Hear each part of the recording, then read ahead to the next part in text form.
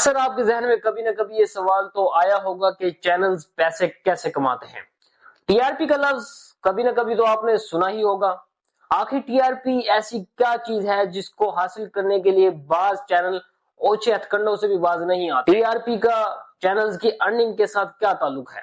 پاکستان میں T R پی کو کیسے کیلکولیٹ کیا جاتا ہے؟ پاکستان میں ٹی وی ڈراما سیریلز کا بزنس ماڈل کیا ہے؟ ان تمام سوالوں کا جواب ہم آپ کو دیں گے اس ویڈیو میں۔ میں ہوں Haris Rana and welcome to the street thinker.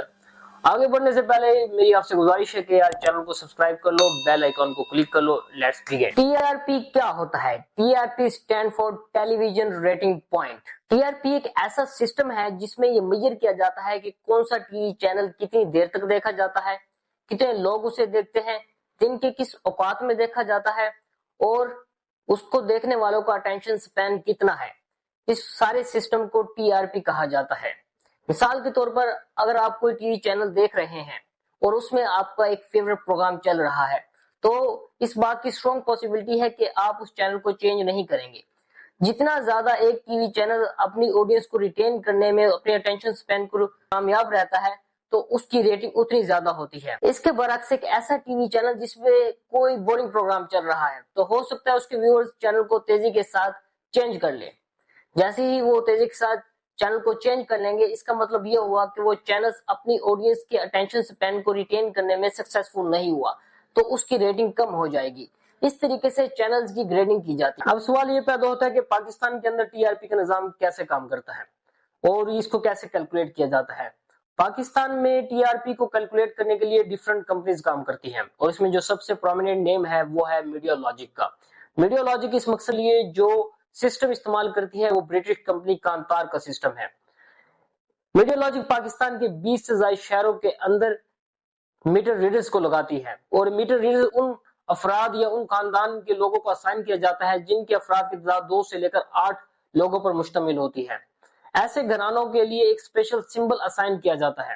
جب وہ لوگ کوئی بھی ٹی وی چینل دیکھنے کے لیے بیٹھتے ہیں تو وہ اس اسپیشل سمبل کو پریس کر دیتے ہیں جس سے یہ پتہ چلتا ہے کہ کون سا ٹی وی چینل دیکھا جا رہا ہے، کتنی دیر تک دیکھا جاتا ہے اور ان لوگوں کا فیورٹ کنٹینٹ کون سا ہے۔ پھر بعد میں یہ ڈیٹا نومیریکل نمبرز کی شکل میں ریٹنگ کمپنیز کو موصول ہوتا ہے۔ کرنے کے لیے ان گھرانوں کے افراد کو اسپیشل ٹریننگ دی جاتی ہے۔ اب سوال یہ پیدا ہوتا ہے کہ جو ٹی وی چینلز ہیں وہ پیسے کن ذرائع سے کماتے ہیں؟ تو پیسے کمانے کے لیے چینلز کے ڈیفرنٹ سورسز ہوتے ہیں، جیسا کہ پہلا کمرشل ایڈ کے through, number 2 subscription revenue, number 3 production revenue, number 4 sales to consumer data. Consumer کا ڈیٹا سیل کر کے بھی ٹی وی چینلز پیسے کما سکتے ہیں۔ اب ہم اپنے سب سے امپورٹنٹ سوال کی جانب آتے ہیں کہ ٹی آر پی کا چینل کی پروفیٹیبلٹی کے ساتھ اور اس کی ارننگ کے ساتھ کیا تعلق ہوتا ہے۔ بات بڑی سمپل سی ہے کہ کسی بھی چینل کی ٹی آر پی جتنی زیادہ ہوگی اس پہ چلنے والا ایڈ اتنا ہی زیادہ مہنگا ہوگا اور چینل کی پروفیٹیبلٹی اتنی زیادہ ہوگی۔ کسی چینل کی ٹی آر پی جتنی لو ہوگی اس پہ چلنے والا ایڈ اتنا ہی سستا ہوگا اور اس کی پروفیٹیبلٹی اتنی لو ہوگی۔ اس کو ہم ایک مثال کے ذریعے سمجھنے کی کوشش کرتے ہیں۔ فرض کریں کہ آپ کے پاس ایک پروڈکٹ ہے اور آپ اس پروڈکٹ کی ایڈورٹائزمنٹ کروانا چاہتے ہیں تو آپ کے پاس 2 آپشن ہیں، ایک جیو نیوز، دوسرا آج نیوز۔ دونوں پاکستان کے مشہور ٹی وی چینلز ہیں۔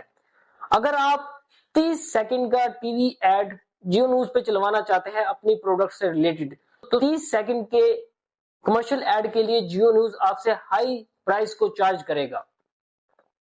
اس کی وجہ یہ ہے کہ جیو نیوز کی ٹی آر پی زیادہ ہے، اس کی ریٹنگ زیادہ ہے، اس کی ویورشپ زیادہ ہے۔ جتنی ویورشپ جیو نیوز کی زیادہ ہوگی اتنے زیادہ لوگ آپ کے پروڈکٹ کے بارے میں جان سکیں گے۔ جتنا آپ کے پروڈکٹ کے بارے میں جان سکیں گے اتنے ہی چانسز ہے کہ آپ کی پروڈکٹ کی سیلز میں اضافہ ہوگا۔ آپ کی سیلز میں اضافے کا مطلب یہ ہے کہ آپ اتنے ہی زیادہ چینلز کو پے کر سکیں گے۔ اس کے مقابلے میں سیم پروڈکٹ اور سیم ڈوریشن کو اگر آپ آج نیوز کے اوپر اس کا ایڈ چلوانا چاہتے ہیں تو اس کے لیے آپ کو بہت سستے میں وہ آپ کا ایڈ چل سکتا ہے۔ اس کی وجہ یہ ہے کہ آج نیوز کی ٹی آر پی کم ہے۔ ٹی آر پی کم ہونے کی وجہ یہ ہے کہ اس کی ویورشپ کم ہے۔